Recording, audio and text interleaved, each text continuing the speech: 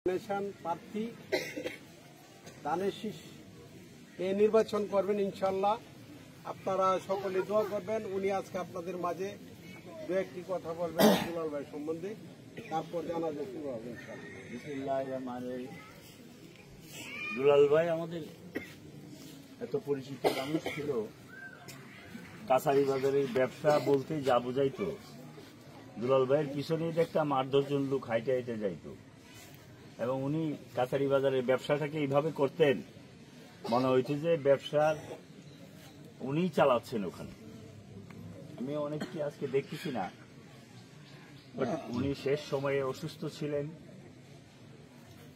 শেষ সময়ে অসুস্থতার মধ্য থেকে কিছু কষ্টও করেছেন। তো ওনার মতো মানুষদের এমন কষ্ট করার কথা ছিল না। যাক, হয়তোবা আল্লাহ পরীক্ষার জন্য এমন করেছেন, আর আল্লাহই সবচেয়ে ভালো জানেন উনি কার জন্য কি করবেন। আর দুলাল ভাই চলে যাওয়ার আগে প্রতিদিনই আমার সাথে কথা হতো।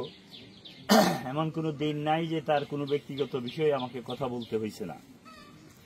যাক, আমি আল্লাহর কাছে প্রার্থনা করি উনি যে জীবন পার করেছেন, এই জীবনে আমার জানা মতে উনি কারো কাছে টাকা তার কাছে পাবে না, উনি অনেকের কাছে পাইতে পারেন, তাই আমার হিসাব ছিল।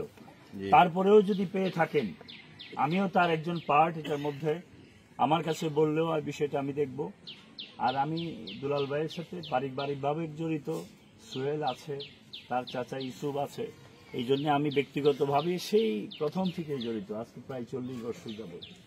আপনারা তাকে ক্ষমা করে দিয়েন, যেহেতু এই মানুষটা এই লামাপাড়ার যারা ওজনদার মানুষ ছিলেন তার মধ্যে একজন ছিলেন, যার পিছনে আমাদের শহরের মানুষজন ঘুরতেন।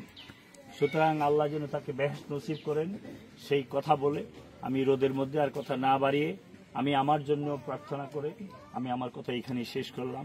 আল্লাহ যেন ওনাকে বেহেশত নসিব করেন। আসসালামু আলাইকুম ওয়া রাহমাতুল্লাহি ওয়া বারাকাতুহু।